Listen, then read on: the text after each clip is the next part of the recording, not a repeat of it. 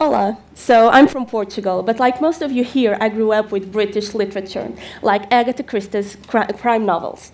And I just recently found out that she actually married an archaeologist and went with him to the Middle East. And while he was digging, she was actually taking the information for the plot of her movie, of a later movie, of her book, Death in Mesopotamia.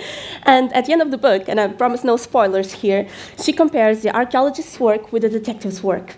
And if I have to choose between Indiana Jones' treasure-seeking activity and Poirot's detective work, I actually prefer the latest, because that's mostly of what we do. We search and collect clues, we have them analyzed, and then we solve murders. And a very interesting murder happened and surfaced in the 90s, when a couple found a body in the snowy mountains of the Alps. And so they called the police to report the accident. But there was something odd, so they also called an archaeologist, and he found out that that accident had already happened 5,000 years ago. So the snow had conserved and mummified the body, and for the last 20 years of research, we found out who this Otzi, the Iceman, was. And we found out as well that his death had been no accident, but murder. So how do we know this if we don't have a time machine?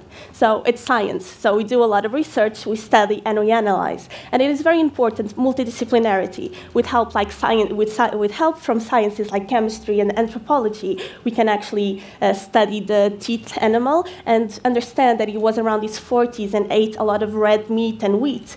We can, for example, study the objects he had with him and see that he must have had some social status to carry them. Or we can analyze the pollen still attached to his clothes and see that he came from the south, where those flowers bloom in the spring. And we can tell by the position of the arrow in his back that he was shot from behind and didn't survive. We also do know that at this moment the killer must have already died.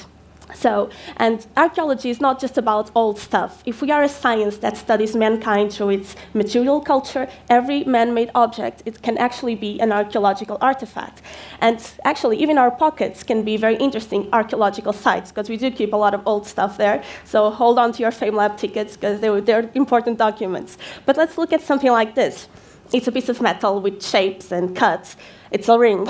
But for me, it tells a story of more than 10 years ago when I wasn't even an archaeologist or thinking about it. So objects tell stories, and stories give meaning to our lives. And I think it is our responsibility, be as full-time archaeologists or just somebody's grandfather, to tell those stories to the next generations.